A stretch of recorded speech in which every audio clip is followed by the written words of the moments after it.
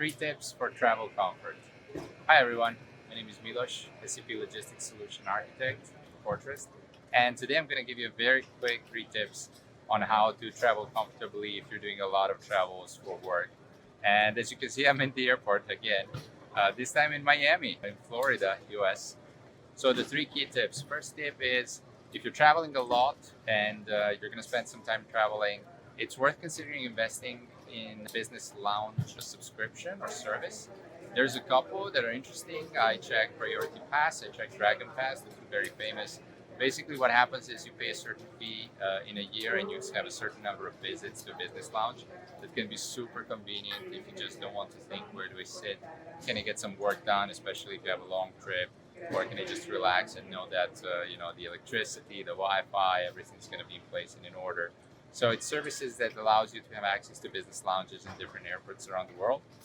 If you're interested, again, Priority Pass, Dragon Pass would be the two I would recommend. So go check them out. I am using them, so you might give them a shot. The second tip I give is to try travel light. So whenever I'm doing a trip that is not, let's say, a week or less than a week, I always try to stick with just the personal luggage without checking in luggage, because I definitely don't want to be doing what I'm doing right now, which is waiting for the luggage. Okay. So yeah, if you can avoid checking in your luggage, that would be my best advice. You save yourself quite some time in the airport both checking in and waiting for the luggage. The third tip is take the opportunity and actually talk to the people you're sitting next to in the flight. You would be amazed, but anyway, you're going to spend time there seating, right?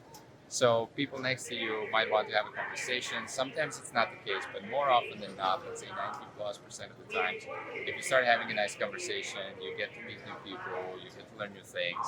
I met musicians, I met business owners. Today I had a great conversation with the CEO of a company.